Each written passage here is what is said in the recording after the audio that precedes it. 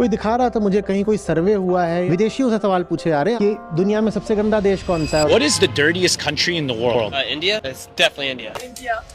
India. और ज्यादातर लोग कह रहे हैं इंडिया। और हम बहुत धार्मिक लोग हैं। जरूर हमारी इस धार्मिकता में और हमारी सार्वजनिक जगहों के गंदे होने में कोई गहरा नाता है। गरीबी बिल्कुल एक कारण है, पर सिर्फ गरीबी कारण नहीं हो सकती, क्योंकि और भी गरीब देश हैं, वो इतने गंदे नहीं है। तो इसीलिए आप पाओगे कि हमारे पूजा स्थल, हमारे देवालय सबसे गंदे रहते हैं। लेकिन ये बात आप घरों के अंदर नहीं पाओगे। घरों में सफाई रहेगी, घर में अगर मंदिर है तो एकदम साफ मिलेगा। मुझे अपना देखना है, कोई और क्या कर रहा है वो मेरी जिम्मेदारी थोड़ी है। मुझे स्वर्ग मिल जाए, मुझे मोक्ष मिल जाए। मैं दान भी किसी को दूं तो इसलिए कि मुझे पुण्य मिल जाए। मैं किसी को अगर मरने से बचाऊं भी तो इसलिए कि मुझे पाप न लग जाए। सब कुछ स्वयं तक सीमित, तो अपनी जिम्मेदारी भी सीमित। फिर मैं क्यों फिक्र करूं कि दुनिया गंदी हो रही है, कि मोहल्ला गंदा पड़ा हुआ है, क्या फर्क पड़ता है। मैं जाकर के अपने मोक्ष, अपने उद्धार के लिए गंगा में डुबकी मार रहा हूँ और गंगा को गंदा कर रहा हूँ। ये काम हम ही लोगों ने करके दिखाया है। मुझे मेरा मोक्ष मिल जाए तो मिल जाए, उसके लिए मैं गंगा को माँ कहता हूँ। माँ मैली हो तो होती रहे। दुनिया में किसी देश में इतनी गंदी नदियां आपको नहीं मिलेंगी। और लोक धर्मियों ने नदियों को माँ बोला, ये भी किसी और देश में नहीं मिलेगा आपको। भारत में पर्वतों की जो दुर्दशा है, ये आपको दुनिया में कहीं ना मिले। लेकिन हमने अपने पर्वतों को देव स्थल बोला, देवभूमि बोला, ये भी आपको कहीं नहीं मिलेगा। क्योंकि हर काम स्वार्थ हेतु है। और ये कितनी ज्यादा दुखद बात है, क्योंकि हमारे पास सर्वोच्च दर्शन है। और ये जो सर्वोच्च दर्शन है, आदर्श रूप में यही हमारे धर्म की आधारशिला होना चाहिए। बहुत बहुत ऊंचा धर्म होना चाहिए। लेकिन हमने उस आसमान जैसी ऊंचाई को बिल्कुल ला करके जमीन पर भी नहीं, पाताल में पटक दिया।